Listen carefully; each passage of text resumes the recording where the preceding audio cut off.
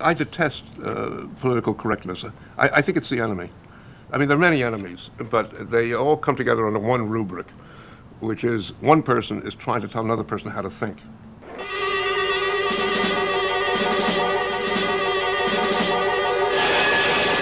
The worst race riots since those 2 years ago in the Watts section of Los Angeles rocked New Jersey's largest city, Newark, for 5 consecutive days and nights. At least 24 persons are killed. More than 1,800 wounded, some 1,400 arrested. Bombs in Vietnam exploded home. They destroyed the dream and possibility for a decent America. Ladies and gentlemen, I'm only going to talk to you just for a minute or so this evening because I have some very sad news for all of you, and I think sad news for all of our fellow citizens and people who love peace all over the world. And that is that Martin Luther King was shot and was killed tonight in Memphis. Bobby Kennedy was the spirit of the 60s. The fact of the matter is his own political movement was from the right wing to the left wing in the course of his life, which is one of the reasons why he's so beloved on the left, because that was a man who had had an inner migration in his life. You see, if he'd ever been elected president, it would have been a totally different country. I do believe that, because he had a passion and a power and a conviction that the people responded to. They believed in him. He's one of the very few politicians, maybe since Franklin Delano Roosevelt, the two most powerful politicians in terms of arousing the love of the people were Martin Luther King and Bobby Kennedy. And they were both of them assassinated in that terrible year, '68.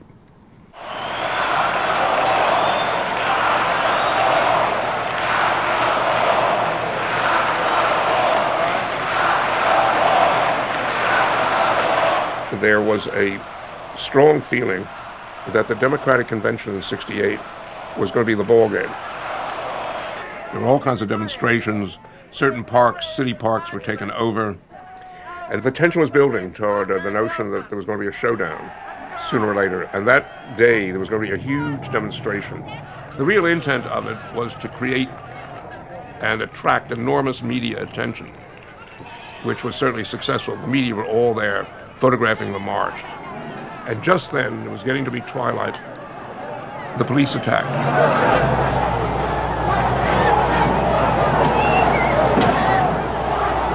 And it had been a massacre, and it had been incredibly ugly. And it was a disaster, it was a scandal. It was on every TV screen that night in America. And it happened to be unbelievably photogenic.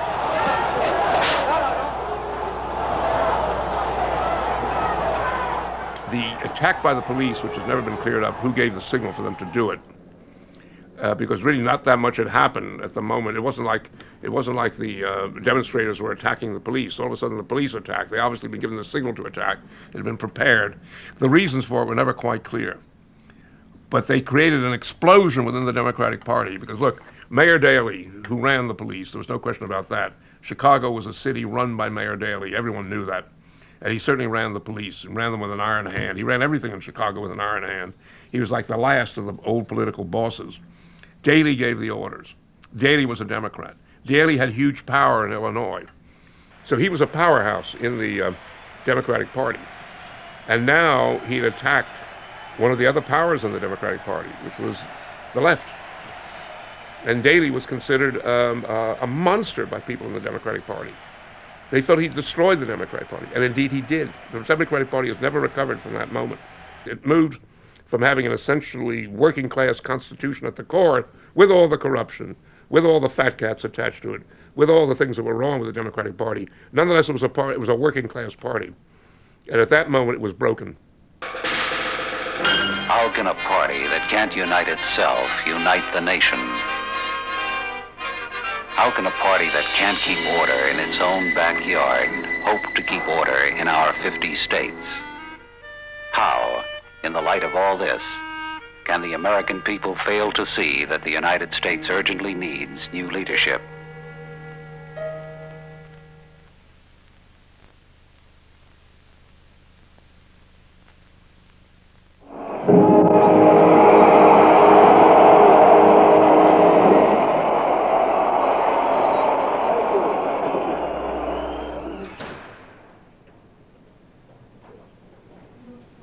Hello, I'm Norman Mailer, and I'm running for mayor in the Democratic primary in June 1969. Stick out my hand. They give me their hand. I put my hand on top of it and say, I hope you'll vote for me. Now, I did that 1,000 times. And I got to enjoy it. I got to enjoy it because what I discovered is the people in New York were okay. At the end of the hour, having shaken 1,000 hands, I had more energy than when I started. The irony of the campaign is I was so innocent of what was really involved in politics that I thought until about 1 week before the end of the campaign that we were going to win. The result was not exactly what we'd hoped for. There were 5 of us running in the mayoralty campaign, and I came in 4th and received only 6% of the vote.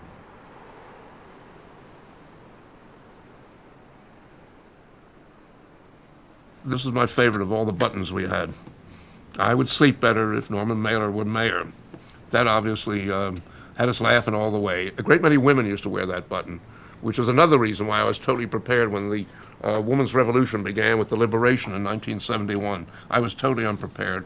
After I'd always thought I was beloved by women, and I came to the sad recognition that no, I wasn't beloved at all. I was the villain, I was the enemy, I was in the way. Mr. Mailer, in advertisements for myself, you said, quote, "A good novelist can do without everything but the remnant of his balls." For years and years, I've been wondering, Mr. Mailer, when you dip your balls in ink, what color ink is it?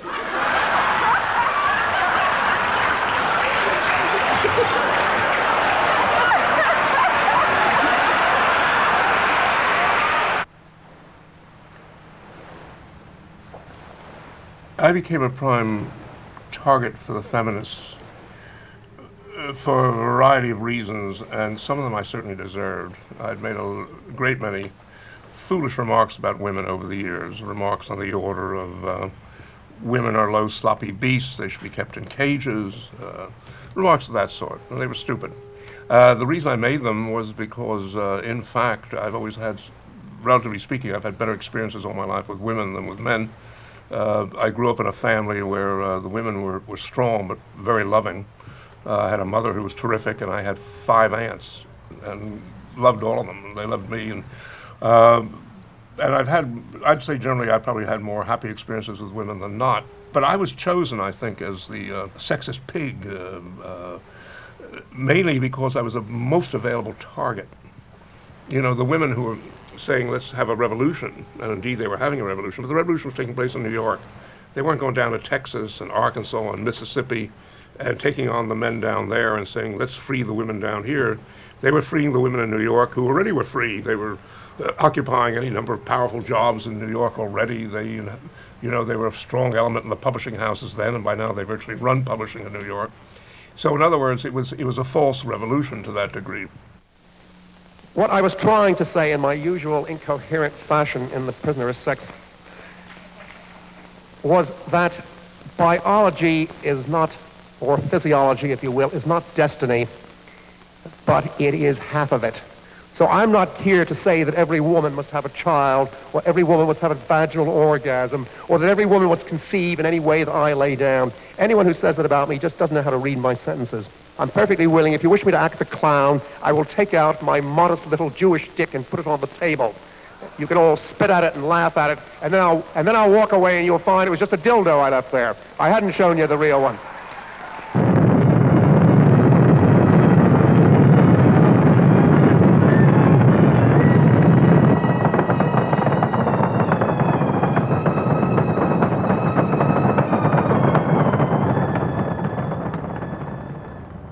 I've never written a book where I felt more contradictory emotions as I was writing it. On the one hand, I was ready to applaud what they were doing. On the other hand, I was repelled by the bureaucracy of it, the plasticity of it, by which I don't mean the softness of it, but how everything was plastic. This meant the triumph of plastic, which I loathe. Many things I just detested about it, but on the other hand, there was the extraordinary achievement. Anyone who's ever seen that rocket lift off the base goes through an experience that's virtually apocalyptic. You know, you're 3 miles away when it goes up and the ground shakes. You really feel extraordinary emotions that are all but impossible to describe. Although I did do my best to describe them. Apollo 11, this is Houston. Slightly less than 1 minute to ignition, and everything is go. Roger. Ignition. We confirm ignition and the thrust is go. The American ethos was reconstructed through the moonshot because this American ethos had taken some terrible blows. There had been the 3 assassinations. There had been all the uproar and disorder of the 60s. There had been the March on the Pentagon. There had been the sense that the strong people who were running the country felt that the country was getting away from them. And so with all that, there was a feeling that this was important. And there was a technological dedication to setting up that rocket that restored to a great many capitalists and engineers and technologists the feeling that America was the best country in the world. So in a certain sense, it was a successful war as opposed to Vietnam, because Apollo 11 had reinvigorated the American spirit, and, which is built on achievement. And we'd had a mighty achievement. And we had also beaten the Russians to the moon. Cut a little bit. So-called kangaroo hop does work, but it seems... I lost some of my ego at that point. I began to see men who had a totally different notion of heroism and purpose than I did, and they were very successful at it. And I began to realize the complexity of America, and began to realize how very small I was in relation to America. I didn't want to face this likelihood, but I began to realize that the people I was among were not going to change America, and I was not going to change America, that the changes were going to come out of economic factors and psychological factors and religious factors much larger than anything I'd contended with. And so I think at that point, I'd say about 1970, is when I began to lose the idea that a writer could change the world. That the novelist lives in this quivering, wavering world of questions, and then as time goes on, the possible answer shifts, and they begin to study the complexities and the perversities in people, and the odd turns of human nature, and the depths, the ugly, dark, enraged depths of people. Last Friday, you told me you would like us each to think of the other at a certain hour of the day that we might become closer. But I never know what time it is here. I can't see a clock, and I just have a general idea of the time. I know they feed at about 6 or 7 or so in the morning, and about 11 or 12 for lunch, and around 4 for dinner. But I don't even know if that's always the same. They might rotate and feed one section first one day and another the next. Fuck. In short, I just don't know what time it is. Now, darling, we come to something that can't be avoided discussing. The rest of your life. I don't want any man to have you. I don't want any man to have you in any way. But especially I don't want any man to steal any part of your heart. If I was to look from the other side and see another man with you, I can't say right now what I would do. I believe that I would seek a way to have my soul, my very being, extinguished forever from existence. If a thing like that is not possible, I would consider hurtling my soul into the center of the planet Uranus, that most evil of places, that I might become forever such that I would not change. He writes it from jail on October 26th, a couple of months before he was executed. Gilmore at the time was famous in America because he had murdered 2 people, and the jury had found him guilty and he was sentenced to death. But in those days, nobody was ever executed. There was no capital punishment in America. It had lapsed, so to speak. And so as a result, you had people on death row who still very often stay there for 30 or 40 years even. And Gilmore said, I don't want to live out my life on death row. You said you were going to execute me, execute me. So I was very taken with that because I felt I understood him. I believed for a long time that very often we, put it this way, that our souls can die before we do, and that a great deal of human behavior can be understood only if one kept that in mind. I simply accepted a sentence that was given to me. I've accepted sentences all my life. I didn't know I had a choice in the matter. When I did accept it, everybody jumped up and wanted to start to argue with me. It seems that the people, especially the people of Utah, they want the death penalty, but they don't want executions.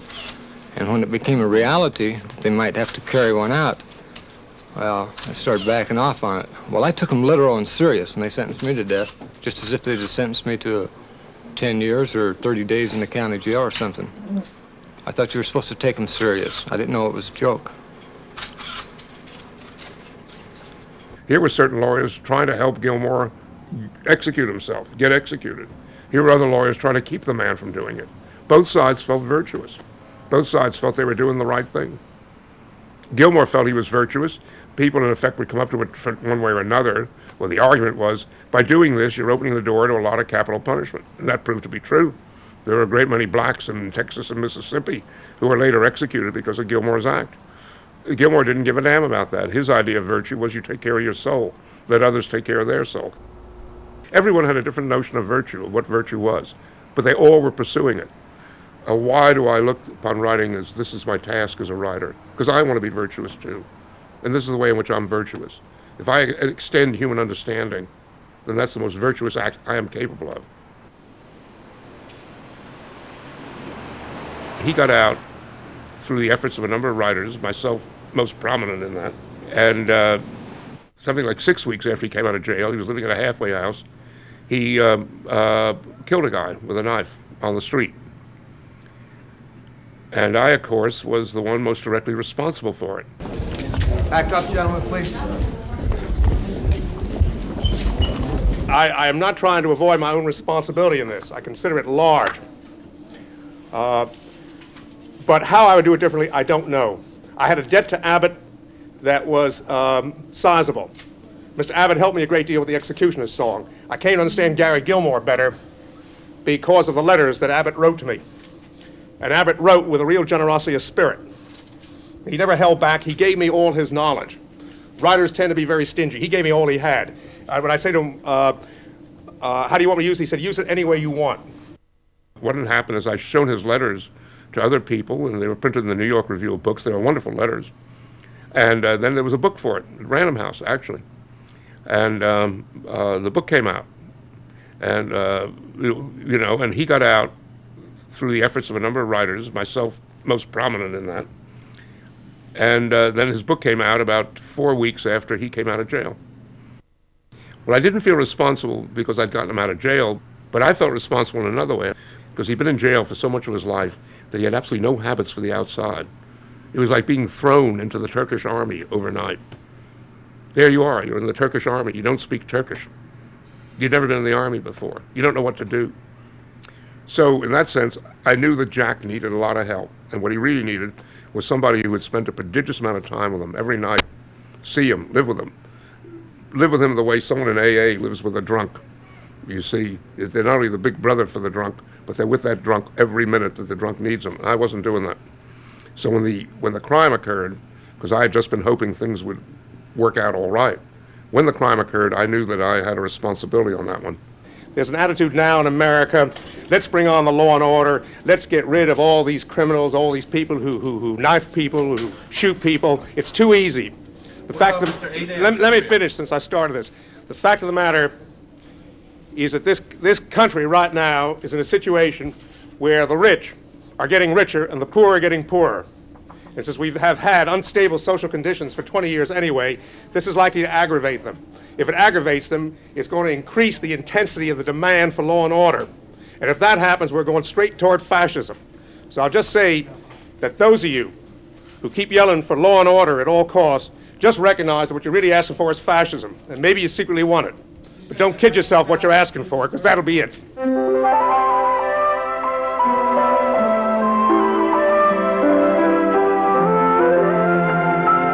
This is America, spring of '84. And this is America. And this is America. And this. And this. And this, too, is America. Just 4 years ago, people were saying its problems were too big and too difficult to be handled by any one president. Today, the dream lives again. Today, jobs are coming back. The economy is coming back. And America's coming back, standing tall in the world again. President Reagan, rebuilding the American dream. I had met Reagan back in '72. He struck me as being the kind of man, if you didn't know anything about him and you met him and you said, what do you think he does? I would have said, well, he's probably sales manager for a small Midwestern corporation that makes something relatively innocuous. He was a lightweight. You didn't have the feeling of someone with any heaviness to him. But he was smooth and he spoke agreeably. But one thing he did through the whole meal is I kept thinking of a good question to ask him. And my habit when I want to ask someone a question is to meet their eyes. It stimulates me to ask the question. I never met his eyes once during the entire luncheon. It went on for 2 hours. He had an instinct that there was no reason at all in the world to talk to me. He knew that he was not going to gain anything by talking to me, and our eyes didn't meet once in those 2 hours, which was remarkable. When I thought about it after, I thought, yes, this man's never had a conversation with someone who can't advance his fortunes. He was their boy. In a way, he was immensely typical American. He didn't have hardly anything in the top drawer. He had instincts. He had instincts on how to get ahead. He was a very typical American, and I think he made the majority of Americans happy because he was more like them than any president had come before. That didn't mean he was the right man to lead the country. This is a terribly complex country with great needs and great contradictions and much evil in it. And he was not the man to solve any of those problems or even attempt to. Whenever he got into trouble, this is true of everyone who ever knew him, and it was my experience when he was at that luncheon where he never met my eyes for 2 hours.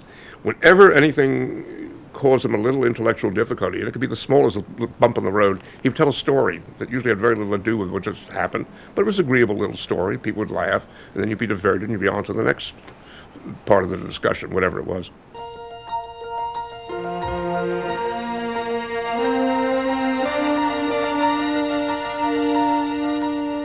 I believe in the line, I look to the hills from whence cometh my strength.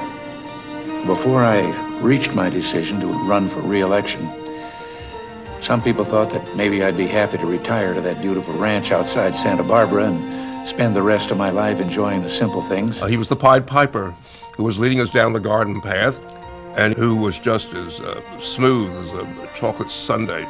Now, let's say a chocolate milkshake that was more like it. He was sweet, he was gentle, he had a bit of humor, he was sort of tasty, and he loved America. That was probably the only sincere thing in him. He probably loved America. He loved America the way a movie actor loves the cavalry when they come over the hill on the last reel and save his life. He adored America. How could he not adore America? It made him president. And people responded to that. And they responded to such a degree that Americans began to lose all sense of manner and judgment, of morals and judgment.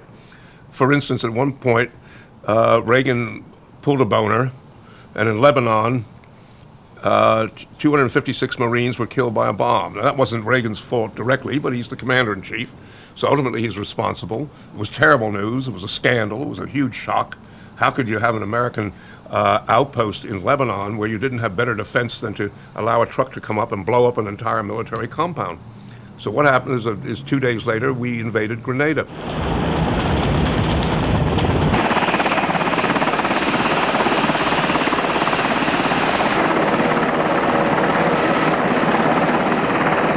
Now, Grenada was a little island.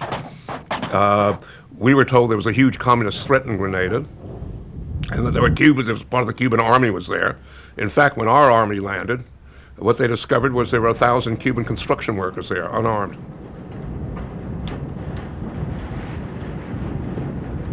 Del avión. Todo lo que tienen en las manos, las ponen abajo del asiento. And of course, Grenada was taken in 2 days, and the country celebrated as if it had won a great victory. This was a nightmare. The Americans were losing their sense of values. Everyone on the Republican side went up and down proclaiming, we've now erased the shame of Vietnam. And I was very depressed by all that. I felt this is a great country, but there's something wrong with it in the most basic, simple fashion.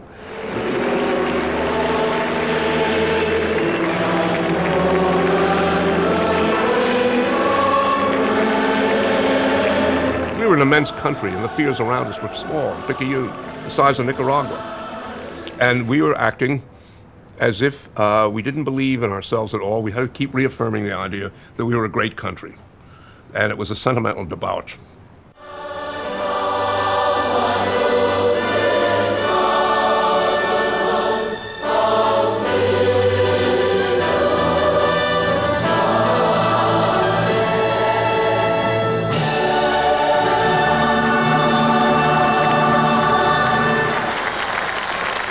In the time of Kennedy, one could feel that with all his faults and with all his limitations, that was a real man with a real set of desires to make a good and exciting and interesting change in history. And then we went through various ups and downs. Then we had a giant who came after him, who was an immensely corrupt giant, a blind giant, almost a tragic figure, Lyndon Johnson. Then you had a political genius following him, Richard Nixon, a man with an unpleasant personality who nonetheless succeeded in getting the largest electoral vote of any president ever. Any man who can do that, I argue, is a political genius. Then you had a man who didn't amount to much after the horrors of Watergate. And then you had Jimmy Carter, who was a very decent man, but did not have true large political imagination once he was president. And then you get you get this fellow who's shallow as spit on a rock, Ronald Reagan, and he charms America because now America loves him.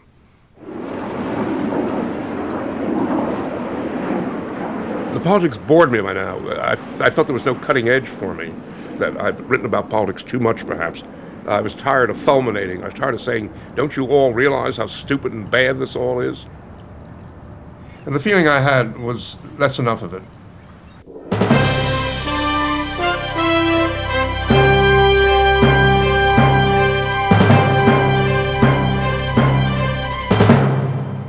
We're joined on this morning by the champion of American letters, Norman Mailer, who has come out of his corner swinging with a work 11 years in the making. It is entitled Ancient Evenings and is a fiction tale of, how should I characterize it, of the evenings the Egyptians spent 3,000 years ago? Of one evening, certainly. The book takes place over one very long evening. It's the longest dinner party, perhaps, in literature. Many have said your terrific skills are misplaced with this Egyptian effort. How do you respond? Skills as an intuitive reporter. Well, I made a prediction before the book came out that I was going to get the very best, the very worst reviews I've ever gotten. And so far, that's been true. Do you care? The New York Times called it more than just a failure. They called it a disaster. Yes, and, it's been called everything from a great work to a disaster. I became an immigrant, if you will, into a new continent of material. You see, and how do immigrants feel? There's always that great ruefulness that the life in the old place failed. And there's the excitement and the dread and the anxiety and the hope of going into a new world. And in this case, the new world was material of a sort I'd never written about before, none known before. And since then, I think my work has been a series of departures, which irritates the hell out of people. Joining the CIA gives you targets of opportunity not available elsewhere. It means upward mobility, excellent benefits, the possibility of rapid advancement. It's an attractive career choice. If I had different political ideas, if I'd been a man of the center rather than a man of the left, I would have tried to get into the CIA. That would have been my idea of heaven when I was young. Action, mystery, suspense, good-looking women at the end of the road, all of that was in the romantic notion of the CIA. I had all the fun of writing about it and imagining that I was in the CIA. And, I really think one of my best books is about the CIA. The nature of the CIA would always impress me immensely as a novelist.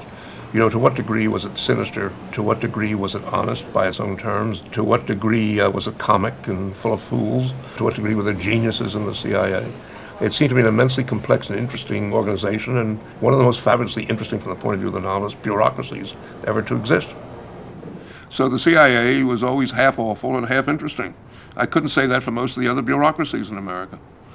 And you had people, the individual people in it were sometimes halfway interesting, because they were brave men, some of them, brave women, occasionally. I say occasionally because there weren't that many women in the CIA. But, the point is, my feeling is that you really have to look at the phenomena if you want to be a serious writer. In other words, you can't, because if you dislike something, that's not enough. You can never do good writing if you just simply dislike something. For example, Mussolini's son-in-law, I think it was Ciano, talked about how beautiful the bombs were that he dropped in Ethiopia, and how they looked like flowers bursting. And everybody said, this is an example of how awful the fascists are. No, that's not why the fascists were awful. That was an observation, that the bomb when it was dropped was beautiful. You can't walk away from that, because it helps to explain why bombing pilots could do the things they did, very often perfectly decent young men who would destroy tens of thousands of people with their bombs. But one of the reasons they could do it is because it looked so beautiful from above. And in fact, I'll go a step further, one would want it to be beautiful from above. Because wouldn't it be horrible if 10,000 people are killed in a moment and all you've got is a dirty smudge on the horizon?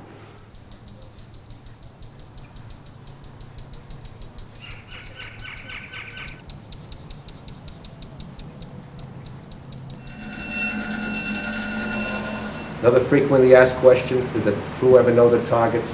No, they did not know then. They still do not know today. Nobody knows today except the Air Force and some classified personnel. Politics have changed. Adversaries become friends. I don't think we'd like friends to know that they were once a target of this monster.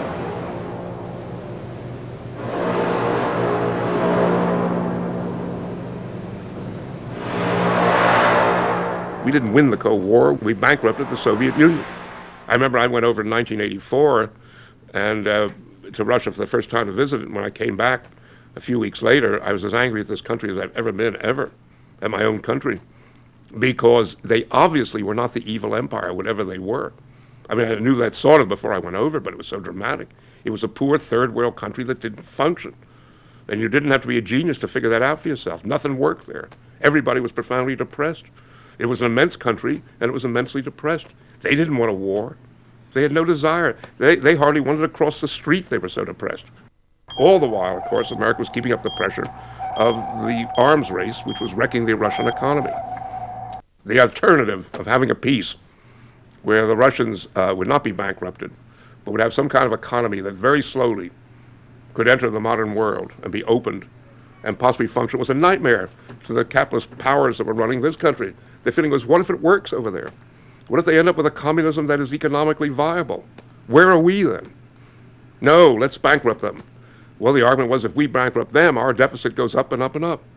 And the answer was, let it go up and up and up. That'll end the great society here. Once the Russians are gone, we don't have to have a great society here. We had the great society because we wanted to be able to argue to the rest of the world that we take care of our poor people and our black people just as well as the Russians would, or better. Now we won't have to have it once communism is gone. Now, I think it was a prodigiously, a monumentally cynical set of movements. I would call it evil, finally.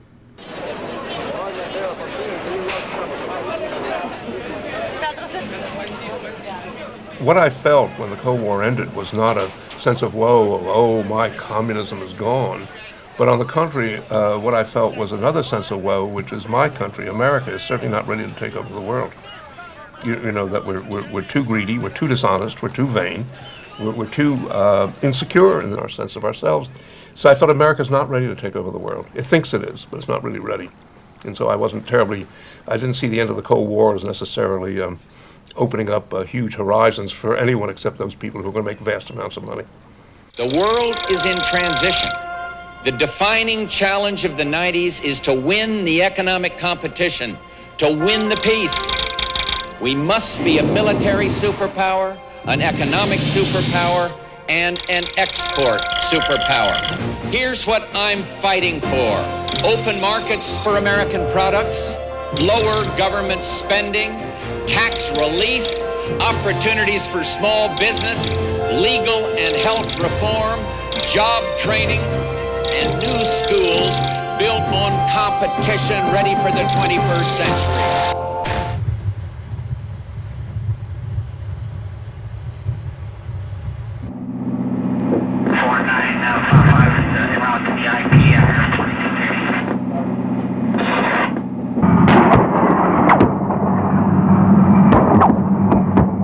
I was for the war, yes. And the reason I was for the war is I felt that the country had gotten to so bad a state, it had gotten so ugly, there were so many contradictions. The hatred between blacks and whites was so intense in those years. The drug situation was getting worse all the time. The prisons were terrible. Under the prosperity, everything was going wrong in the country. The country needed a war. And of course, the country enjoyed the war. They loved it. It was very good for them. There were all those yellow ribbons. And everybody in America felt, not everybody, but 3/4 of America felt very good about that war for a while.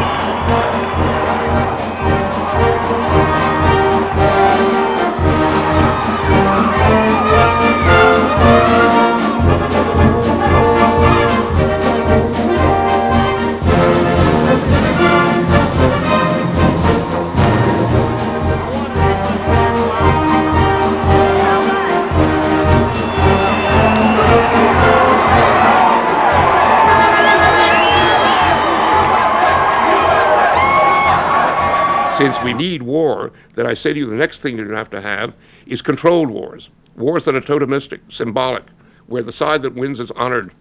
The way a team that wins a football game, a Super Bowl, is honored because they won the game. Do solemnly swear that I will support and defend the Constitution of the United States of America.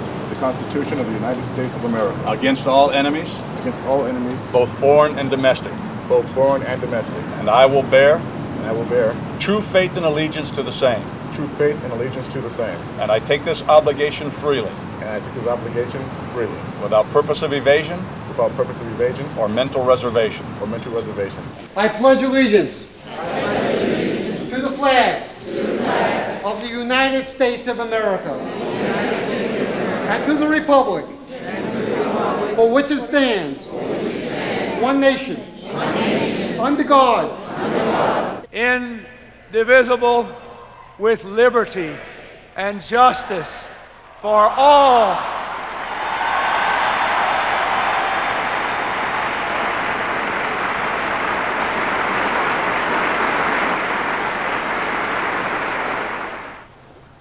I'm not concerned with being a good American. That's been ruined. That kind of language has been spoiled for us. Good American.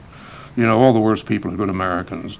But I certainly do have this feeling of affection for the absolute sense of intellectual freedom that exists as a live nerve, a live wire, right through the center of American life. Every time I get totally discouraged with this country, I remind myself, no, the fact is that finally is that we really can say what we think, and some extraordinary things that come out of that. Now, you pay a price for saying what you think, but it's not a crippling price. It's not a mortal price. I've felt free to think in this country. Oh, brothers and sisters, come on, join the army. We got to help each other, throw away our chains. Come on and make revolution.